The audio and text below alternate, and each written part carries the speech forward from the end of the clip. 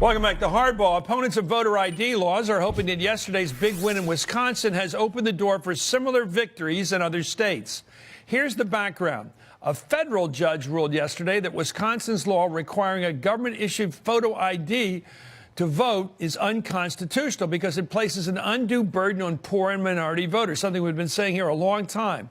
And this big win follows pro-voting rights rulings in Pennsylvania, where a state judge reaffirmed a ruling that the state's voter ID law there is also unconstitutional. And down in Arkansas, where a judge struck down the state's voter ID law, saying it violates the state's constitution. At least 32 states have passed laws requiring voters to show some form of identification at the polls, and 16 states have laws in effect similar to the one just struck down in Wisconsin, requiring a photo ID. Voter ID opponents in these states could use the Wisconsin case now, starting today, as a roadmap to ensure the right to vote is protected, their right. It's a roadmap that uses Section 2 of the Voting Rights Act, the part that remains after the Supreme Court's evisceration of the act by removing Section 5 last year. It proves these ID requirements are an unduly burden on poor minorities. Again, what we've been saying here. Dale Ho is director of the ACLU Voting Rights Project. Judith Browne Dianis is co-director of the Advancement Project. Both these groups represented plaintiffs in the Wisconsin case. By the way, this excerpt from the federal judge's decision shows how Section 2 of the Voting Rights Act was applied. Quote, Section 2 protects against a voting practice that creates a barrier to voting that is more likely to appear in the path of a voter if that voter is a member of a minority group than if he or she is not.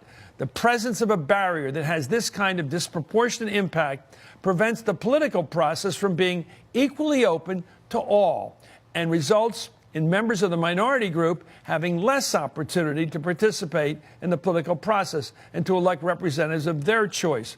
Judith, thank you for joining us again. I'll get to Dale in a second. Are you happy that we now have some evidence that the federal judges are willing to say our Constitution protects us from these undue burdens of having to vote?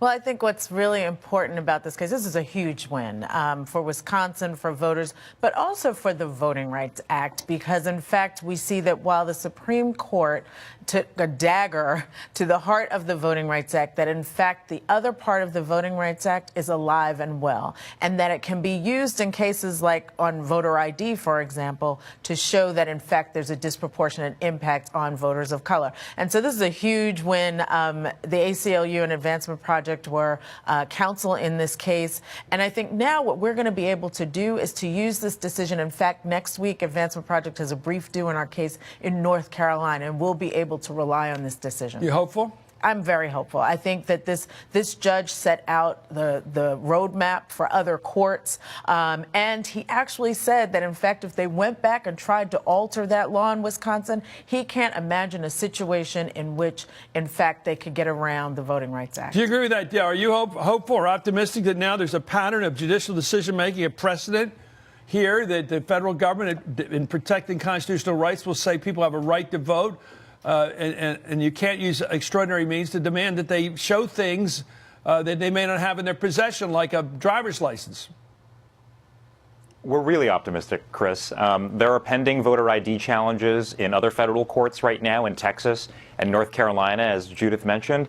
And this decision, I think, really buoys our hopes that the courts will really understand what kind of effect these laws have. What was so great about the court's opinion in this case, Chris, was that he said that you can't, as a state, just make, unsupported assertions that there's fraud going on or that this is important for public confidence, that if you're going to make it harder for people to vote, and there are hundreds of thousands of people in Wisconsin, registered voters, who don't have one of these forms of ID, if you're going to do that, you need to present actual evidence that this kind of fraud that you claim to be preventing is actually happening.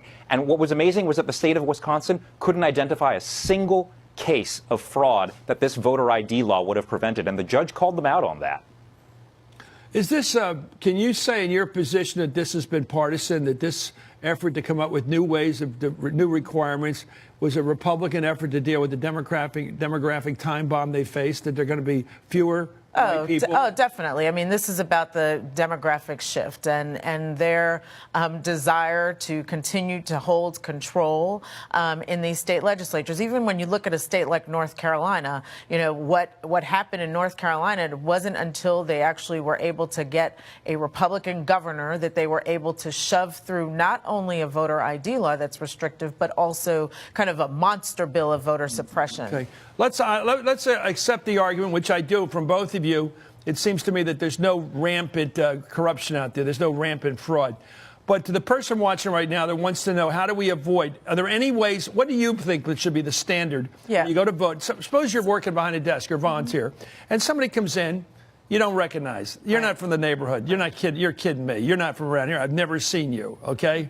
How do they deal with that? So I think one of the things that we should know is that federal law, the Help America Vote Act, actually already has a set of IDs in it that you can use, and you use it for your first time voting. So your phone bill, as long as we know who you are, you come in and you prove that that's who you are, and this is your address, that's enough. What we don't have is... You believe it's enough? Yes, I believe that's enough. We don't have in-person voter ID. You know, the President's Election Commission, actually, which was Ben Ginsburg, showed there was no fraud. Okay, we'll talk about this a lot because I care about it. I think everybody should vote. Thank you, Dale Ho. Thank you, Judith, Browne, Dianis. We'll be right back after this.